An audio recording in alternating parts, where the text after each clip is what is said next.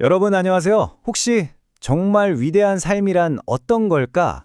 하고 생각해 보신 적 있으신가요? 오늘 우리는 너세니얼 호슨의 정말 유명한 이야기죠. 큰 바위 얼굴을 통해서 그 답을 한번 같이 찾아가 보려고 합니다. 이 이야기는요, 그냥 오래된 소설이 아니라 지금을 살아가는 우리들의 삶을 그대로 비춰주는 거울 같은 아주 깊은 통찰을 담고 있거든요. 모든 이야기는 바로 이 오래된 예언 하나에서 시작됩니다. 언젠가 이 계곡에 저 산의 큰 바위 얼굴을 꼭 닮은 세상에서 가장 훌륭하고 지혜로운 사람이 나타날 거라는 믿음이죠. 이 예언은 마을 사람들에게 큰 희망을 주었지만 동시에 이런 질문을 던집니다. 진정한 위대함이란 과연 어떤 모습일까? 하면서요.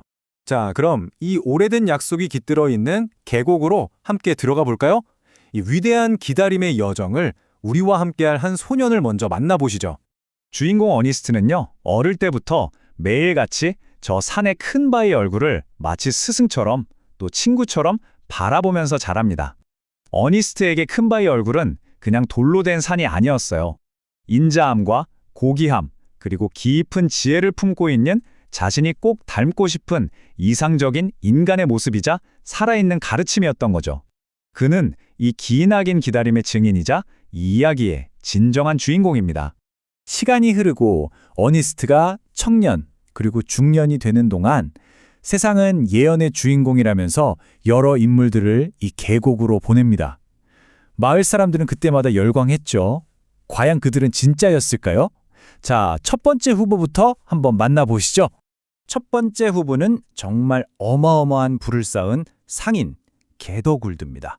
이름처럼 그는 손대는 것마다 황금으로 만드는 그런 재주를 가졌다고 해요. 당시 사람들은 그의 엄청난 부가 곧 그의 위대함을 증명하는 거라고 굳게 믿었습니다. 마을 사람들은 그의 화려한 마차와 그가 가진 엄청난 재산을 보면서 저 사람이야말로 예언의 주인공이다 하고 확신했어요. 눈에 보이는 물질적인 성공이 곧 인격의 위대함과 같다고 생각했던 거죠. 이거 우리 시대에도 참 익숙한 그런 착각 아닐까요?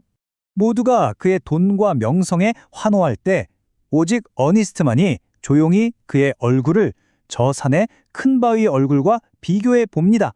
그는 마음속으로 이렇게 물었겠죠?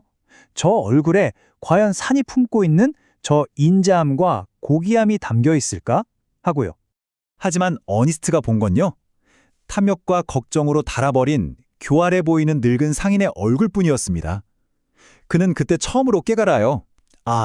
세상이 말하는 성공과 영혼의 위대함은 전혀 다른 거구나, 다른 길 위에 있구나 하는 것을요.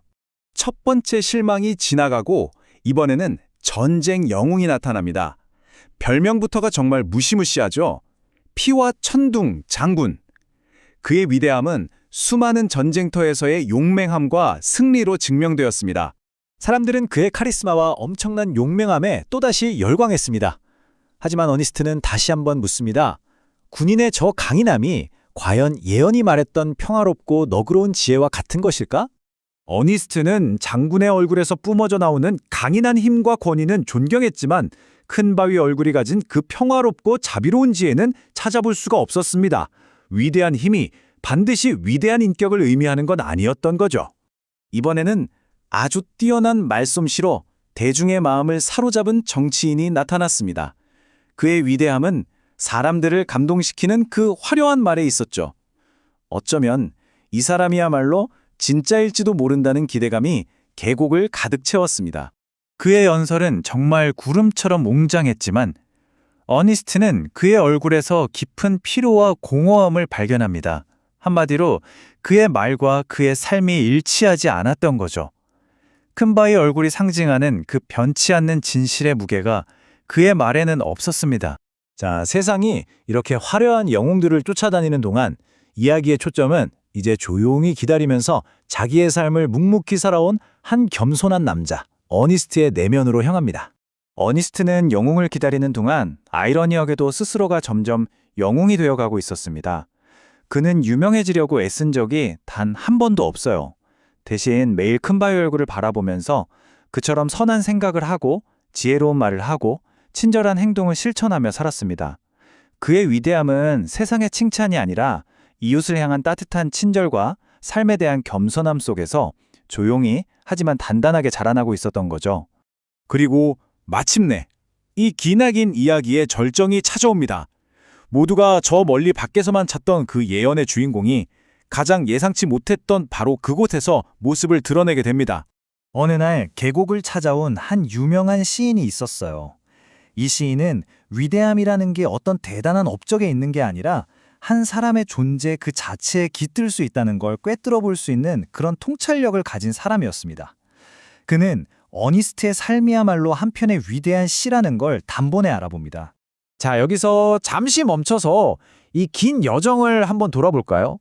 부자도 군인도 정치인도 모두 아니었다면 과연 누가 그토록 오랫동안 기다려온 예언의 주인공일까요?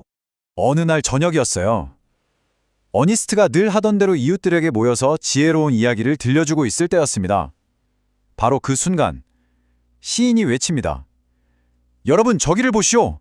어니스트야말로 살아있는 큰바의 얼굴입니다. 저녁 노을 빛 속에서 사람들은 마침내 깨닫게 됩니다.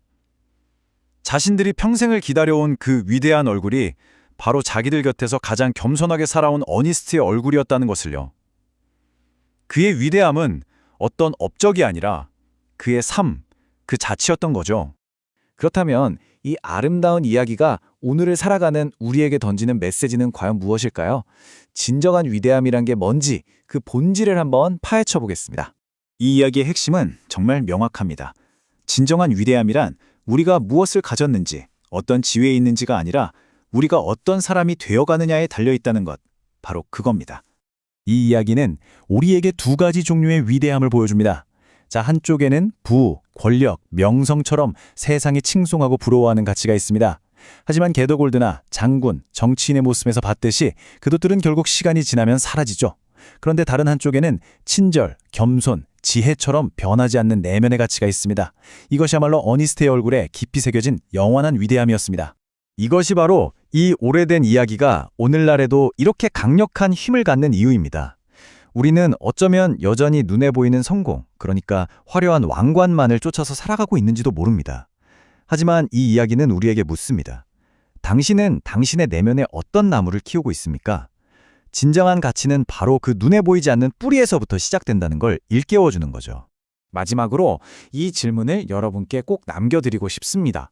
어니스트가 평생 큰바의 얼굴을 바라보면서 자기 자신을 가꾸어 나갔듯이 우리는 무엇을 바라보면서 우리의 삶을 만들어가고 있을까요? 여러분의 삶이 만들어가고 있는 얼굴은 과연 어떤 모습일지 한번 깊이 생각해보는 시간을 가져보셨으면 좋겠습니다.